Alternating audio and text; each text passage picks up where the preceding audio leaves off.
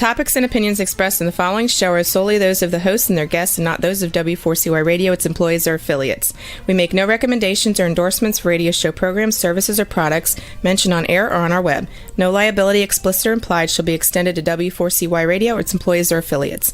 Any questions or comments should be directed to those show hosts. Thank you for choosing W4CY Radio. Welcome to the Ask the Expert show on W4CY Radio and Talk4 TV, where we bring you educational information from top local experts in the fields of legal, health, financial, and home improvement. Now sit back and listen to experts in family law, association law, hearing loss, business brokers, home care, along with many other topics. Now here are your hosts, Steve-O and Sophia. Good morning, Tampa. Welcome to another Ask the Expert show, where we actually bring you experts in the field of legal, health, financial, and home improvement. I was looking through my old files last night, and I found a survey that we did with our demographics. Anything having to do with financial, wealth management, estate planning, financial advisor is our biggest topic in all of our shows. And so we send out, because we get emails from people we send out this email blast to all the people that listen to the show, wanting to know what areas of expertise would they like. And I was shocked. I really thought it would be personal injury, maybe air conditioning and heating because of all the homeowners. But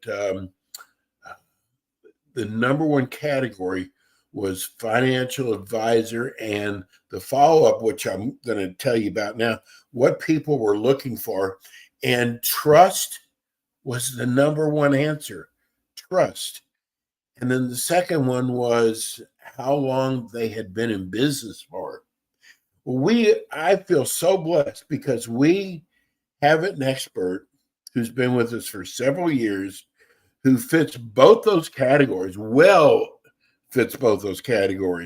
trust, long-term, and they've been very, very successful for their clients. This is really a pleasure of mine to introduce you to Ray Ferrara of Provise Wealth Management. Good morning, Ray. Good morning, Steve, and thank you for your kind words. When you think about being in business for a long time, it makes me feel old, Steve. No. Just you've been successful for your clients, and that seems to be one of the most important things. And trust, Ray. But if you've been in business for a long time, that means your clients trust and turn you on to other people as well. Well, Steve, you're exactly right. Trust is something you have until you don't. And it only takes one incident to lose that trust and that faith that comes from clients. The best way I can demonstrate that, I think, for most people, is that an industry where there is a turnover, something greater than 10% each year, a loss of clients, over all of our years, we've averaged something in the neighborhood of about a turnover of about 3%. That includes people who have family members who get into the business and change their accounts. It includes people who have passed away. And certainly we've had those that have disagreed with us through the years, but we're very proud of the fact that 97% of our clients year over year continue to stay with us. And you're right, our greatest source of new clients is our existing clients who are confident enough to refer their family and friends to Provise Management. It's funny you said something just reminded me. Ray and I are both kind of sports nuts, and we've been involved in the other side of sports, the training side. I was an agent, and Ray educated people on finances, college kids, and sports. And I got to tell you, one of the things that I told potential clients was, they go, are you going to handle my money? And I went, no, I don't want to touch your money, because I learned that you could have 10 great successful deals for them and do one deal out of 10 that didn't do as well, and it just ruined everything. And I just let people like you handle that, who does that for a living. But it's a shame more agents aren't like that, right? Well, you're right. Steve, it goes back to a maxim that I've had for many decades, and that is that what Provise does well, we do very well. And what we don't do very well, we hire other professionals to help our clients in various areas of taxes, the law, areas of insurance that we're not involved in. So it's always best to be dealing with a professional who specializes in a particular area. And so, just like you, we don't do any sports management, although we have had over the years several professional athletes as our clients.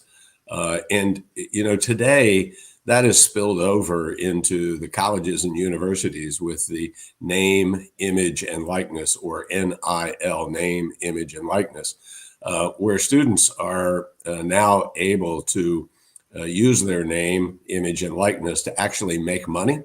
A lot of controversy around this, but it's here and it's likely to stay for a long time. And for many of these young student athletes, and in many cases their families, they're going to see more money at one time than they have ever seen before.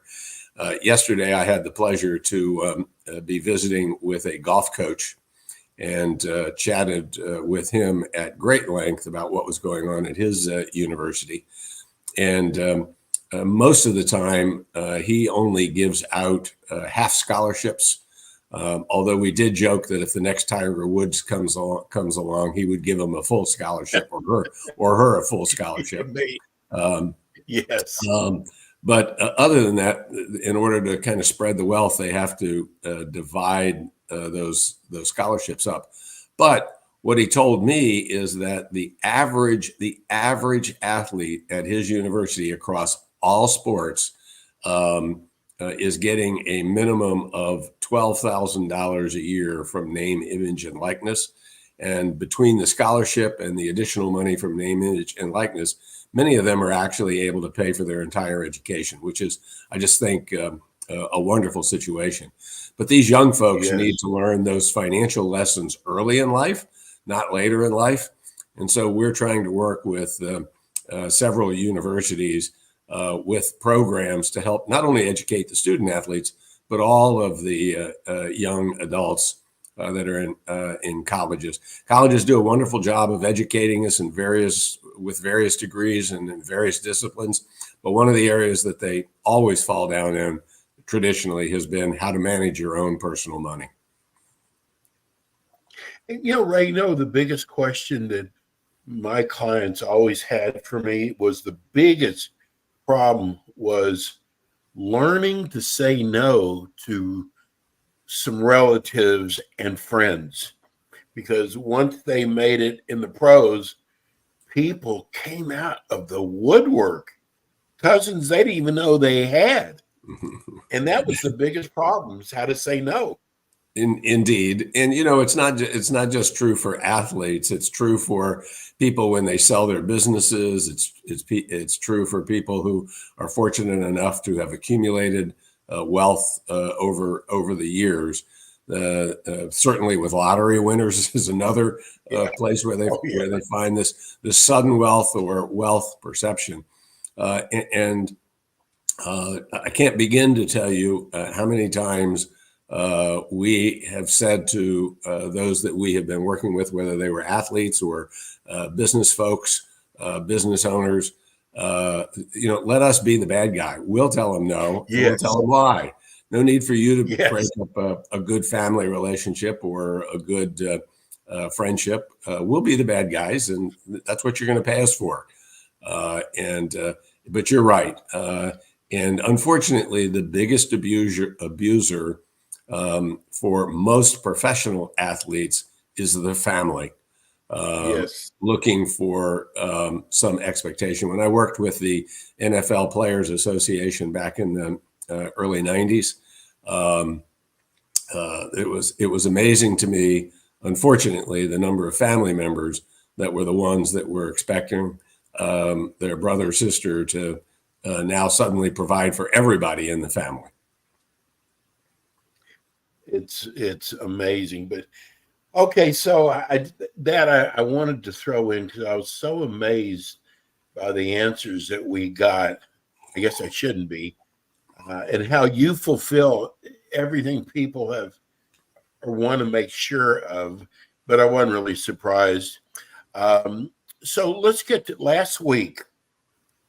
The Feds left rates unchanged and hinted that there could be one more increase at the December meeting. What are your thoughts relative to the future increases? Do you think we'll have one more increase this year? As Powell said in his speech last year, and he kind of spoke out of both sides of his mouth, which candidly was good to at least indicate that he was willing to look at both sides and continue to be data dependent. And if he is going to continue to be data dependent, at least on the information that we got last week, he has to be very pleased and shouldn't see a need to raise interest rates any further in this environment. What happened last week that would cause him to and the rest of the Federal Reserve Board to pause? Well, the first thing is while the number of people hired last month were still a good number at about 152,000 people. It was significantly lower than expected and significantly lower than what we have been seeing. And therefore, what he's been looking for and what the Federal Reserve Board has been looking for is a slowdown in hiring and a slowdown in wage increases. There are still 9.2 million jobs posted in America. So there's still a lot of opportunity for people to get hired if they want to be. But still, this was the lowest reading that we've seen in quite some time. The inflation numbers that came out were generally lower than expected. And this was primarily due to the fact that there was a huge increase in productivity during the GDP in the economy over the previous month. It was like over 4% in productivity. And the beauty of productivity means I'm making the same amount with less money having to be spent. And of course, that also translates into people. And with all of these jobs that are open today, many companies not being able to find candidates or qualified candidates, probably would be a better way of saying it, are turning to technology to try to solve some of their problems. And it's causing them to innovate. And through that innovation and through the use of technology, we saw productivity jump dramatically.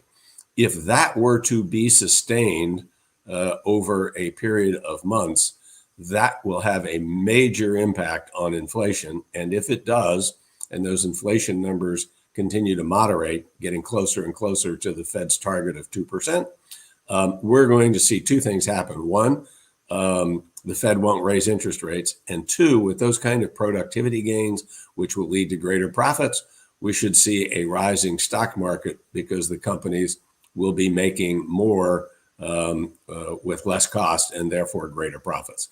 So at the moment, we would be surprised to see the Fed raise rates next month, just before the holidays, just before the end of the year, unless the numbers are astronomically higher than anticipated. The Fed is unlikely, in our opinion, to raise rates. Having said that, we think still that the rates will remain high for a longer period of time than most people think. There's a very renowned professor from Penn, Jeremy Siegel, who this morning on CNBC seemed to indicate that he felt that there would be a rate cut sooner rather than later. And our sense is not to argue with a PhD, well-recognized Wharton School of Business professor, but we think that rates are likely to stay higher for longer, not go higher, but stay higher for a longer period of time, probably into at least the middle part of next year. Ray, why does it seem like there's always so many adjustments down the line that numbers came out and you find out 2 months later they had to make adjustments to them? Doesn't that make it tough on you? Well, it makes it interesting on us. Yes.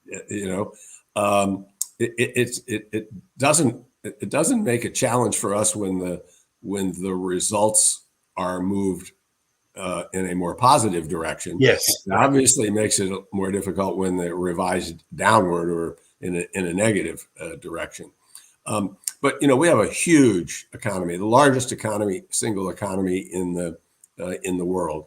And even some of our states, California, Texas, Florida, New York, these would all have gross domestic products than most countries in the world.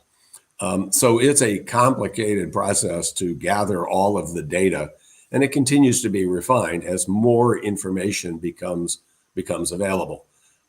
And that's why you get those adjustments. For instance, with GDP, gross domestic product, when it first comes out, it's adjusted 2 more times officially into the future.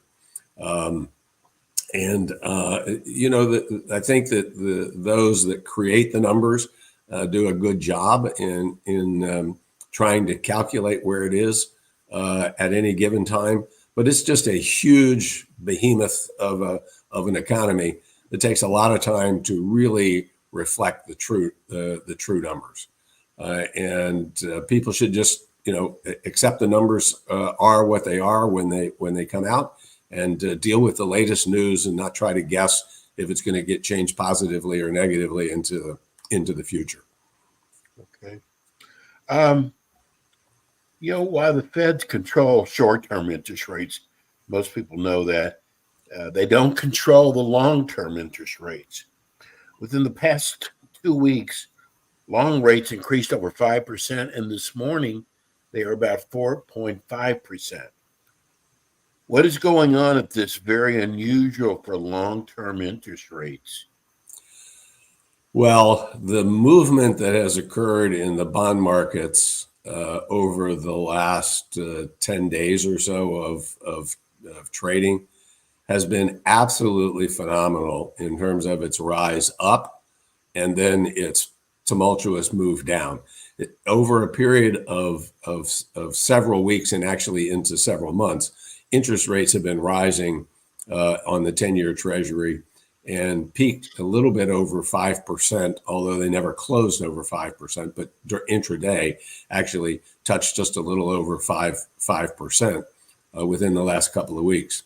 With the things that we were just talking about, with inflation continuing to moderate, with Powell being I would say, a little more dovish than he was hawkish last week, with the earnings that have been coming out in the third quarter being much better than anticipated. All of a sudden last week, the stock market went up 5%, and at the same time, the bond markets, the price of bonds went up as well as interest rates came back down. And this morning at about 4.6% on the 10-year Treasury. And that 400 basis points moving from 5 to 4.6 is a huge move in what is considered to be a very conservative investment that's not very volatile. The volatility in bonds has been almost as dramatic the past couple of months as has been the stock market itself. And so it'll be very interesting to see if long-term rates continue to moderate And if they do, that's some very smart people, which I've always said the people who deal in bonds are some of the smartest investors in the world.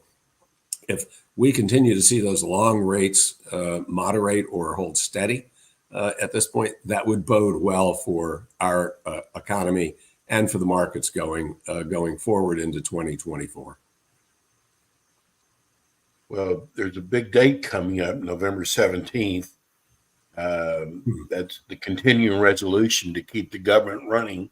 And what are the odds of the government shutdown this time? I know we talked about it last time, especially now with the new Speaker of the House, Mike Johnson. Well, we were wrong last time, Steve. I told you that I thought that there would be a shutdown, although it would be a short shutdown.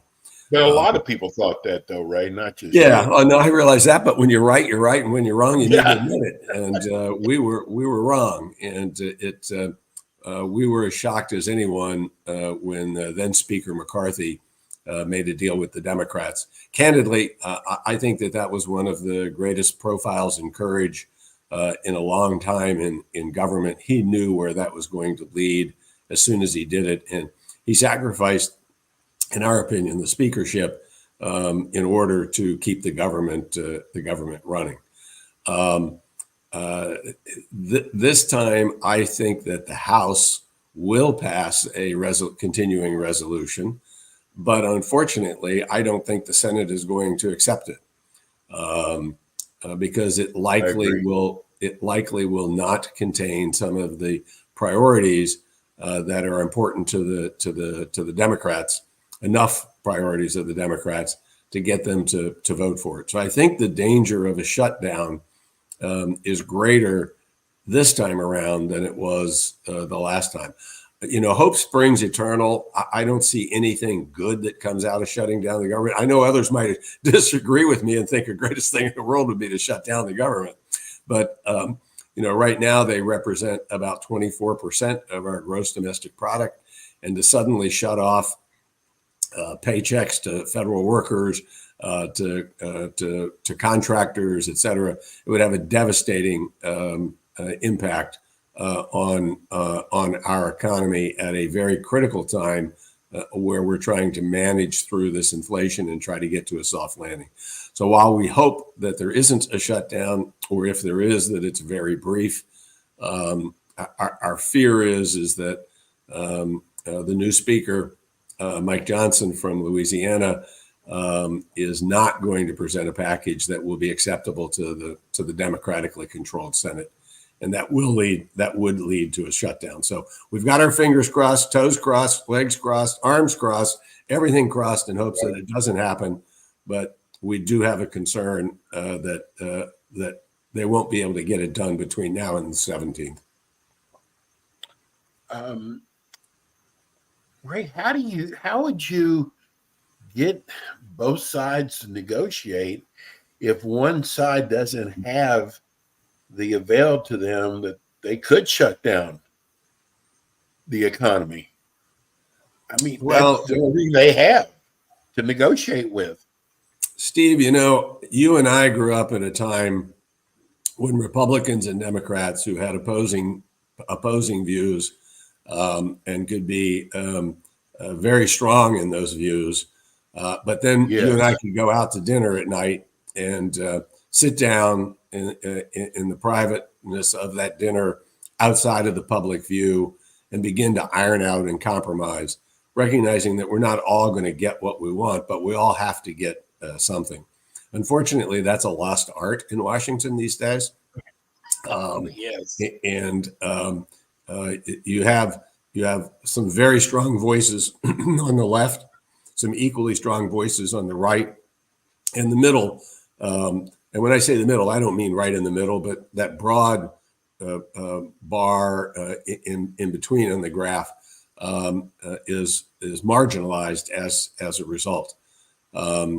At the end of the day, it is only through compromise that they're going to get something done, and eventually they'll get there, because if they want to be reelected, people who are suddenly not being paid, people who are actually losing a job over a long shutdown of the government are going to remember who did what to them and throw the blankety blanks out of office.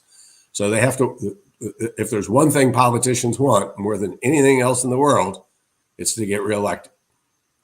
And shutting down the government is not going to help that. I agree. You know, the only thing bad about our show, Ray, is that it comes to an end. And we so appreciate you. Let's give everybody your phone number and your website as well. Well, it's scrolling across the bottom right now. Just want to remind everybody that any listener who gives us a call, you're entitled to a 1-hour complimentary consultation with us. Excuse me, no obligation whatsoever. The number is 441-9022, and the website is simply provise.com. So please give us a call. We'd love to chat with you further. Give us that phone number one more time, Ray. Sure, excuse me. It's 727-441-9022. And the website. And Ray will be back with us in 2 weeks. Yes, sure will be. And so, Ray, thank you so much and have a wonderful week. You as well, Steve. Take care as always. You too. That's Ray Ferrari. He's with Provise. They're an amazing company. Give them a call. And that's it for us today. We'll be back with you again next Monday at 9 o'clock with more Ask the Experts.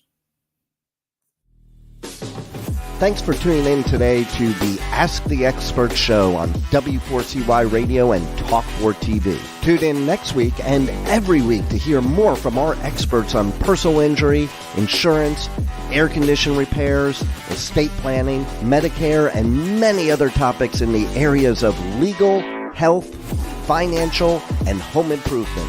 See you next week.